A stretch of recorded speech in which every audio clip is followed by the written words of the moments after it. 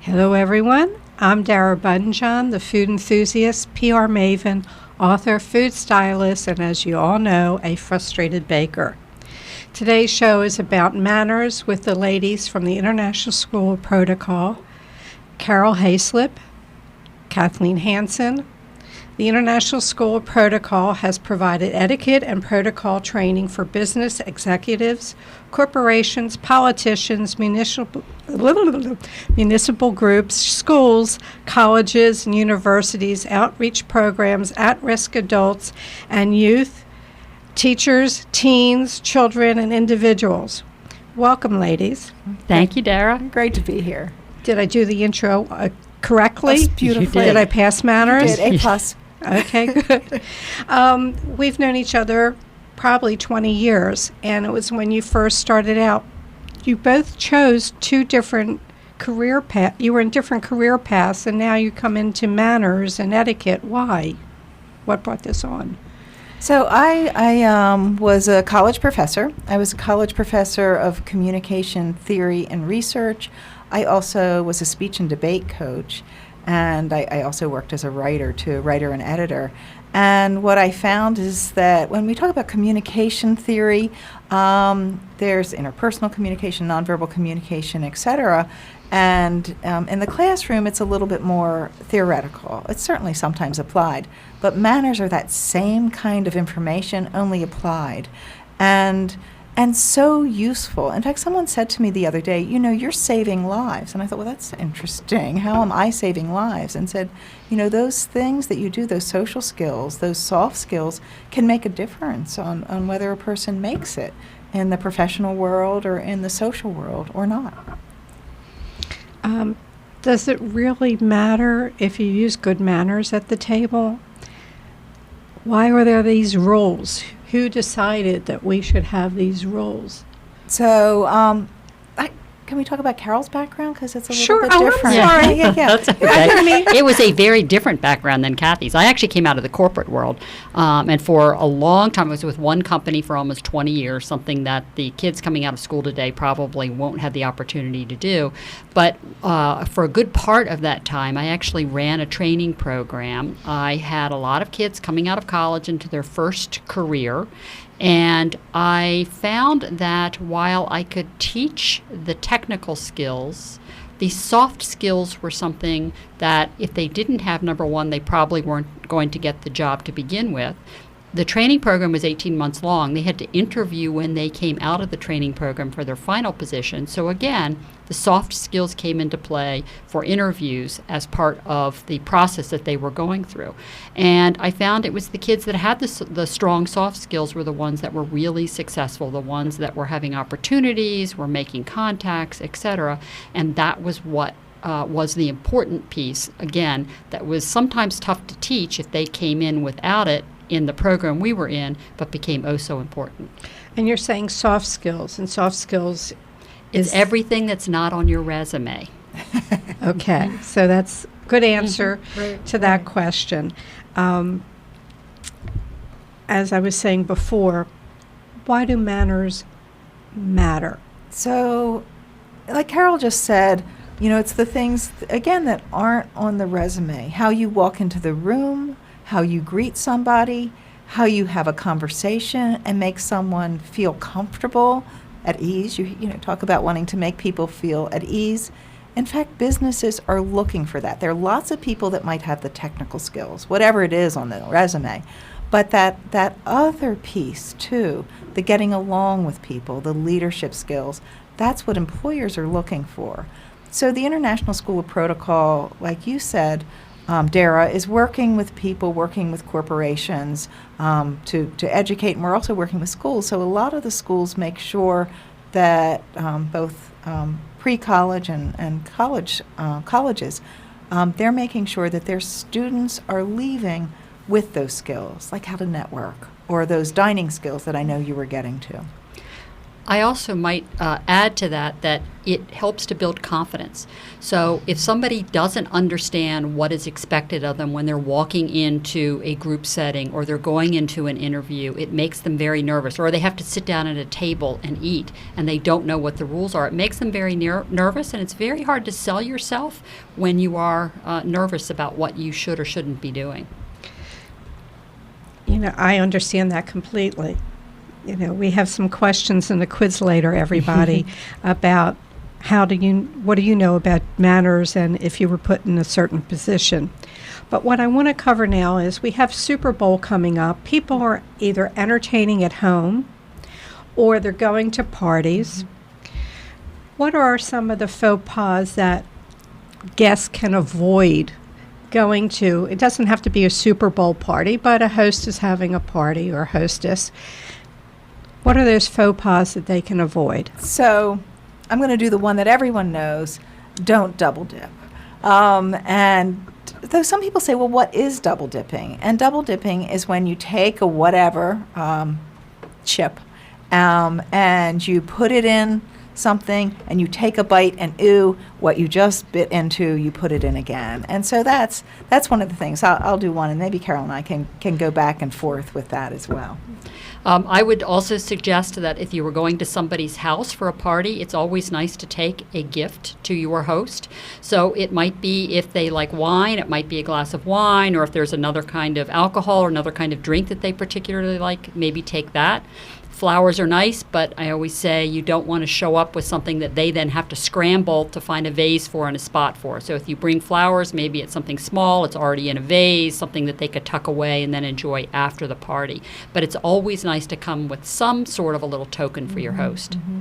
Chocolates are something that I often bring as well, too. Or like Carol said, a bottle of wine is nice. So all of those, again, something for the host. So you don't leave empty-handed. Right. In Super Bowl, you can ask the host, do you want to bring something? Right. Maybe you bring that extra bag of chips. Right. Or you do that 7-layer bean dip that is at every Super Bowl party. But don't show up bringing food without asking your host ahead of time. I've had that happen at my house, where somebody brings something, expects me to have it on the table for everybody, but it really doesn't fit in with the rest of what I have planned. So always check in with your host ahead of time before you're going to bring a dish that you want to be served at the party.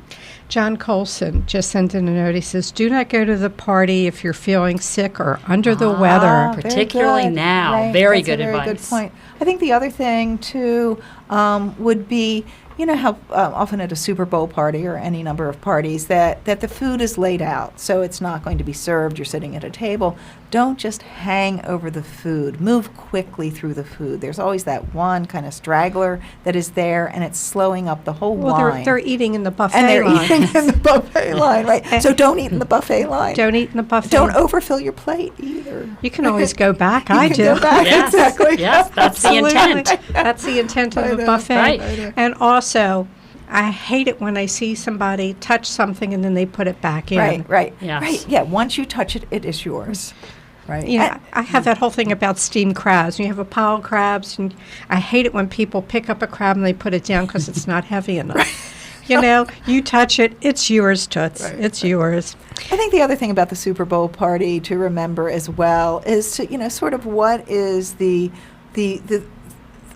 attitude of the people too. Is it going to be an opportunity to visit, or are people really going to want to look at the game? Or is there an opportunity to be mingling, socializing with people in the kitchen or wherever the food is, and then it's pretty serious game time? So find out what is the flavor of the event, and by flavor it means, you know, how are people wanting to interact with each other or wanting to be a little more serious about the game. I also wanted to bring up, as a host or hostess throwing a party, what are some of the things that they should keep in mind when they're putting a party together? And I know Carol wants to answer that I was question. going to say, She'll start I've anyway. got one thing that I'm going to say 10, 15 years ago never would have crossed my mind, and that is to find out if you have people with food restrictions.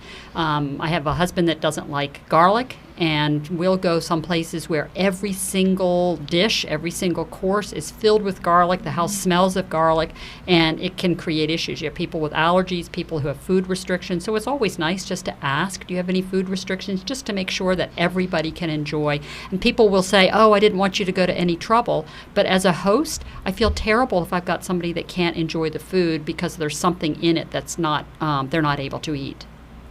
Yeah, so letting the host know, the host may forget to ask you, do you have any dietary restrictions, or is there anything that you can't eat? They may forget. They're thinking Be about forthcoming. Right. And so if you are a person who has some limitations to what you can eat, then let them know. It's just a thoughtful thing to do. I think that, go ahead. I was just going to say, as long as it's not too complicated a restriction. I know. Well, I know. I'm a terrible hostess. I do the same dinner. I just rotate the guest, I and love I tell that. them what I'm serving. And if they don't want to eat it, just don't come to my That house. is That's a their great loss. idea. I like that. Same dinner, different guests. Yeah, That's it wonderful. works for me. I buy the prime rib when it goes on sale on Easter and at Christmas, and it's stored. And then I do prime rib dinners, and that's what I say I'm having. Right. And they if you go, don't "Well, eat beef, don't come. you're lost. Don't come. I did one dinner recently that I knew that there was a person coming who was vegan, so I made a vegetarian Yes. broth. I did a special soup. I made sure Exactly. there were things for them, and they canceled. Oh. And But I- everybody else enjoyed, I'm sure, all the Right, side dishes. And the partner took home this split pea basil garlic soup with him. And when I saw him, I said, did so-and-so like this? He says, oh, I ate it. So it didn't get that far. It was the thought that counted. Yes. My friend Jeffrey has a statement saying, these days talking politics can ruin a party. Sure can. And that is absolutely the case, too. I mean, sometimes you're with people who all share the same political views, and if that's how you gather together and that's what you want to do, then that's the venue for you. But don't assume that you can do it in any other circumstances. It just makes for people feeling uncomfortable. And even if you love to do it or you like people to get all stirred up, it isn't the time or the place for it. No, you're there to be social and to enjoy each other's company and break bread and create a family social. Camaraderie. Yes, absolutely. Are there any stories from the different programs you've done that stand out to you over the years? 20 years of working in Manners, working with all kinds of people, children, young children, to seniors, to corporations, to sports teams. Right. And we've worked with all of those. And I can do a story that was really dear to me. And so it was a young child's story. And the mother ended up telling me that the child had done this. So we talked about if you are invited to somewhere and you have said yes. So once you have said yes to an invitation and you get a better offer, you're still obliged. It's still respectful. It's the right manners to do the first thing. And don't think you can do like 5 minutes of the first and now I'm going to leave. I mean, it would hurt somebody's feelings is what we said to the children. And so the mother told me later about this child who had gotten 2 invitations gotten the invitations for an event that was going to take place on the same day, and the child had one that he wanted to go to more, but he went with the one where he had gotten that invitation first, even though that wasn't the preferable event, and he thought that was the thing to do. And I thought, what a dear human being. What are you going to grow up to be? It was just a really lovely thought that he was considerate that way and used this kind of a kind of rule that he made for himself, or this wisdom that I thought that he imparted. Carol, do you have any stories? Well, I was just going to say, in general, one of our most popular programs is one that we do for 4-year-olds, 4 to 7-year-olds. So for anybody out there who has had any interaction with 4-year-olds, you can only imagine the stories we hear about what goes on at home, appropriate or not appropriate. So we'll get lots of kids that will tell us that, we talk about hats not being worn inside, although that's a rule that a lot of people don't seem to know. and that their father, their mother wears a hat because their head is cold, or we don't eat this way at home, and I know that that's the right way to eat because that's what my mother and father do. So the 4-year-olds will say whatever comes to their mind. Matter of fact, I had a discussion about filters with my 4 to 7-year-old group that I'm teaching this week, helping them to understand that just because you think it doesn't mean you should say it. Oh, I wish I had that filter. I have another favorite-ish story too. So one of the things we work on a lot is that networking, that mingling, going into a social situation, be able to strike up a conversation, being able to enter groups, hard to do.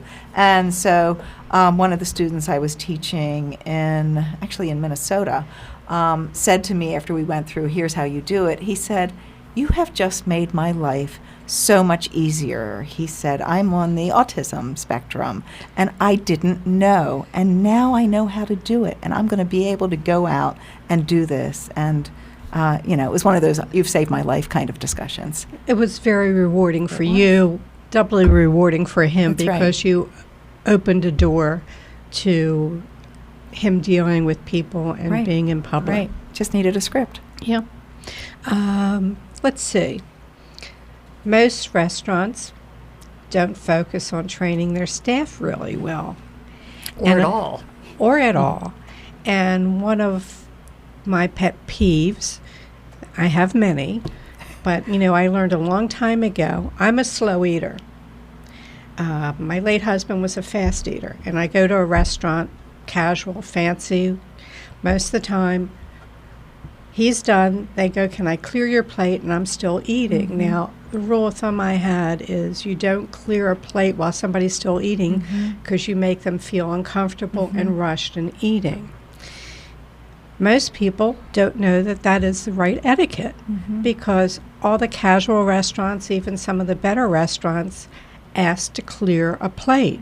So people go out and they don't know that they're getting good service when the server is leaving that plate and the other person is eating. Right. And so that's exactly right. You wait until everyone in your group has finished before clearing the plate. There's something called the Silent Service Code, which is interesting, and it's nice to... I never heard of that. And what that is how you position your utensils to let the service staff know if you're finished or if you're resting. And sometimes someone might put it in the I am finished position. When they're finished, it still doesn't mean it's time to clear the plate if the other people in the party are still eating. And like you said, Dara, it makes you uncomfortable or feel rushed too. And the other thing that a person can do is slow down a little bit. If someone is a slower eater than you are, I'm a fast eater, I slow down when I'm with them. Yeah, and I do the same thing. If I notice that I am way ahead of somebody else, I will actually put my utensils down, try and let them catch up a little bit so that I'm not finished and sort of twiddling my thumbs. One of the things that we do teach, and it's tougher with the kids, but with adults particularly, we call it pacing yourself. So you need to pay attention to where the other people at your table are in their meal. So if you are a very slow eater, sorry to tell you this, Dara, if you are a very slow eater, you have to pick up your pace. Because everybody else may be dying for that yummy chocolate cake that they saw on the dessert tray, and nobody gets to have any because you're so slow. They don't get to move on. We did a program years and years ago, Dara, and this might have been when we were working with you, and we had I had maybe 30 adults, and we were at a very nice restaurant in Baltimore County, and it's usually a 2-hour dining program, sort of teaching them the ins and outs, the basics of dining skills. And that night, the program took 3.5 hours. And at the end of the meal, I said to the waitstaff, what in the world was going on in the kitchen tonight that everything was so delayed? And they said, oh, no, it wasn't the kitchen. It was the woman seated at that table in the back corner that was eating so slowly, not paying attention to, I'm guessing, that every other plate at the table had been cleared, and she proceeded to eat away. So because of her, everybody was there for an extra hour and a half. So it's a good idea to pay attention. And the I am finished position, when you need to do it for a course, puts the fork and the knife together about 3/4 of the way down the right-hand side of the plate. I do that, and I turn the fork over and the knife, and most of the service staff don't even don't know. know. They don't No, know. because No. they say, "Are you finished?" And you think, "Well, this is the I am finished." At least they say, "Are position." you finished?" and not "Are you done working on that yet?" Which is one of my pet peeves. It's not as bad as, you guys, yeah. are you done Are working? you guys done working on that yet? Now, I have an answer to that. It doesn't mean it's right, and I was just at an event, and it was fine dining, and it was the server's first night serving. He had worked at the restaurant, and they just promoted him, and it was white linen tablecloth, and he came over to the table, and he says, "Would you guys like something?" And I said, "Come here." And I whispered to him, I said, "I don't have the equipment to go with that title." And I said, "If you're working fine dining, you should never, ever say, 'you guys.'" No. I said, "You just say, 'Are you finished?'" You don't have to preface. And did he thank you? Yes. Oh, good. Yes, and later on he told me the staff had said some things to him about it. So maybe as a client. Good. And it was done in a respectful way. in a respectful way. Yes. I didn't, throw up my hands and arms and Right. wave that I do at some Right. other places. I was in a fine dining. Well, the Right. problem is he'd probably seen that behavior demonstrated many other times at other restaurants, so he Right. had not a clue that it wasn't appropriate. Right. Well, just the terminology, "you guys," is so proliferated Yes. in everything that it's easy to pick it up. It's like if I went to England, within 2 days I would be speaking with an English accent. Right. It's something you just Sure. absorb. Yes. Sure. And don't spit your food into your napkin. You were talking about the lovely linen napkins, those kinds of things. I've talked to some wait staff at some lovely restaurants that say, ooh, we are going to wash that. I have to pick that up. And so a lot of people don't seem to know that they think, oh, you can spit food into your napkin. I know. It makes us shudder. No, well, I see a lot of different things. I remember being in a fast food restaurant, and the girl had a sneeze, and she picked up her top and sneezed into her shirt. But you're serving food. I don't know, Yes. was it faux pas, or was she... Right. I know. You think that's I guess really better strange. than sneezing into the hand she's serving you with, but nevertheless, there's probably Right. better things she could have done. Right. And I think the thing to remember, too, as we're each talking about this, is that people really are observing you. And while Carol and I like to say, we're not paying attention unless we're being paid, so that we make people around us feel comfortable, the truth is that as you're out in the world or out in a dining situation, it does make a difference. And we like to also call learning these skills, and we'll talk about learning dining skills, as the great equalizer, too. It doesn't matter what your background is. If you can handle yourself with grace and ease at the table, it's going to give you just a lot more opportunities. A lot of things take place over a meal. And so it could be a job interview that takes place over the meal. Certainly there's a lot of socializing. There are going to be a lot of business events as well that are taking place over a meal. You're going to take clients out. We have that quiz coming up. Yes. Okay, so everybody listening now and those who watch the video, I'm going to read off questions. I want you to think what your response would be, and then we're going to go back to Carol and Kathleen to find out what you really should do. You feel food stuck in your front teeth. You really want to pick it out with a knife. What should you do? I would say knife or finger. Knife or finger. Okay. 2, you have taken a bite of something that is not what you were expecting. What do you do? Well, we know we don't spit it out. We do, right? But there's still something that you still have to do. Right. You are being interviewed over an interview lunch. You ask the waiter if a dish you were ordering has garlic in it. Now, that comes up with your husband. It does. Garlic in it. And he says no. When it arrives, it does have garlic in it. And you can smell it from miles away. What should you do? Number 4, you are taking a friend to lunch. After you have completed the meal, you realize that you have left your wallet at home. What should you do? You just put food in your mouth and you have an urgent need to sneeze. We know you don't. You raise your shirt and go in there. What should you do? You are taking a friend to lunch. After you've completed the meal, we already did that one, sorry. You are at an interview over lunch, which started at noon. You have an appointment that is not until 2:30, but one of your lunch partners is the slowest eater you have ever known on the face of the earth, and you do not think you will make it to your next meeting on time. What should you do? Number 7, you are in a crowded restaurant and your dinner companion starts loudly to discuss personal things. What should you do? You are being interviewed for a job over lunch and cannot finish your food. Do you ask for that doggy bag? What should you do? And you notice that the person who is interviewing you has a piece of spinach stuck in his or her front teeth. What should you do? Should you say anything at all? Okay, people, I hope you've listened to that. Now we're going to go over the questions and get the answers. Number 1, you feel food stuck in your front teeth. You really want to pick it out. What should you do? I would say anything to do with your face, your head needs to be done in the restroom. It's all considered personal hygiene. So you may grab a toothpick at the restaurant and then head straight to the bathroom to see if you can dislodge it. If you can dislodge it gently using your tongue, go ahead and do that. But otherwise, no lipstick is applied, no lip gloss is applied at the table, no teeth picking goes on at the table. So I carry toothpicks with me. I carry, I just do a little too. pack of toothpicks for those occasions, which are often. I mean, it really happens. And so, I have one of those picks. right. Just Right. an added note that nobody really needs to know. My father used to sit at the table and go, And don't do that. Yeah. Don't do that. No noises at the table.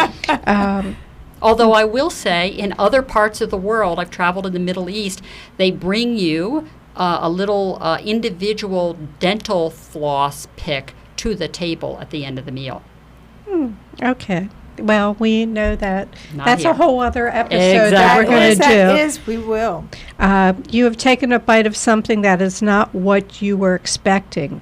What do you do?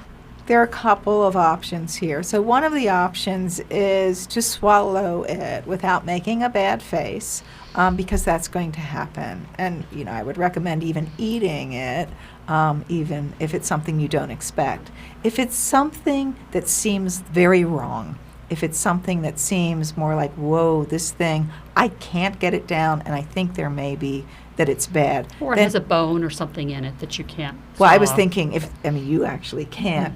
There's something wrong with it. That you would take care of that in the restroom. There's, you've got to leave. If it's a piece of bone or a piece of shell or an olive pit, those are things to take care of at the table. So if it's something that's not gooey, kind of while no one is looking, you can put your fingers just up to the corner of your mouth, and for that little piece of shell or bone, you can remove it, put it on the side of your plate. I'm trying to remember, wasn't you should raise the napkin to your face and That might be more conspicuous. Okay. Old school was that however you got it into your mouth, you would then put it back up. But then you've got a fork and you've got this little tiny bit of shell that you're trying to get on there, and that became more conspicuous. So the etiquette changed, so that it was just, sort of do it while no one's looking.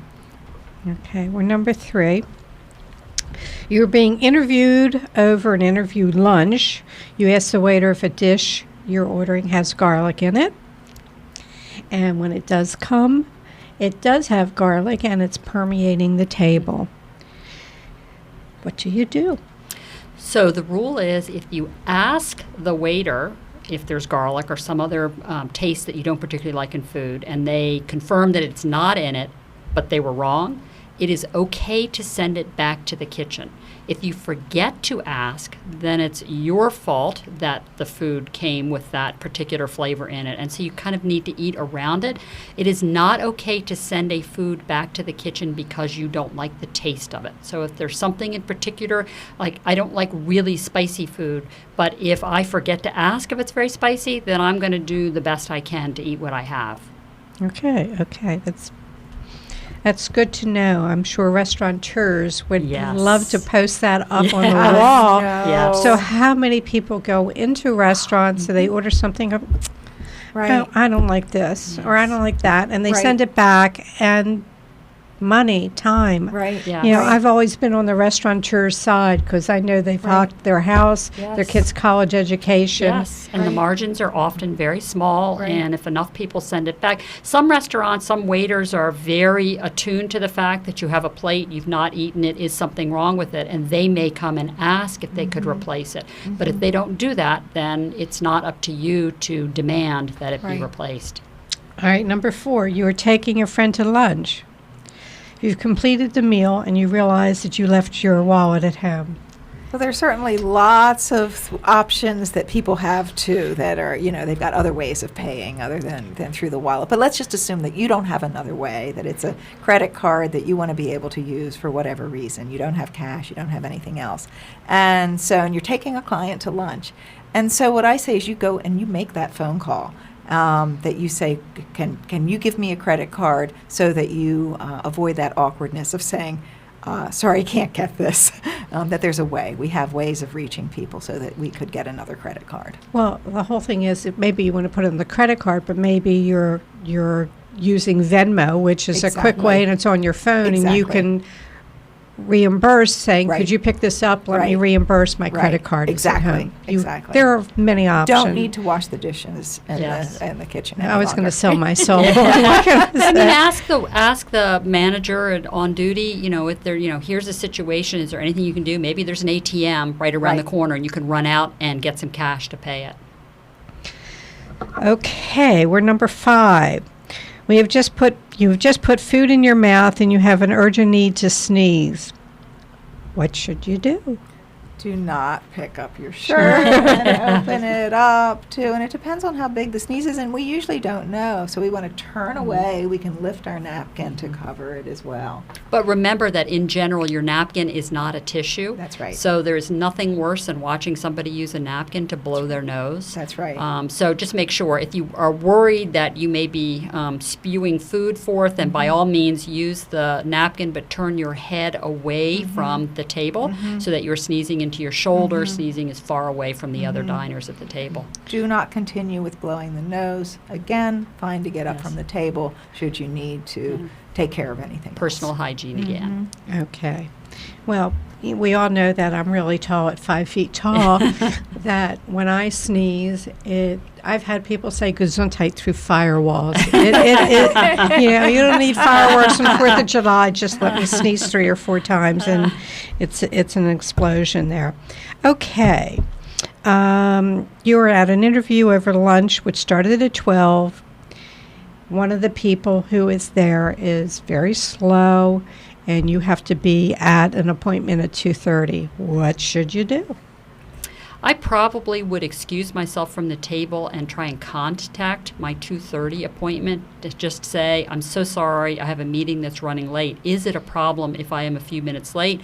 If the person says, I'm so sorry, I have something on the other end, I'm not going to, we need to meet at 2:30, then I probably would go back to the table and say, I'm so sorry, I have an appointment, I'm not able to move it, so I'm going to have to duck out right at 2:30.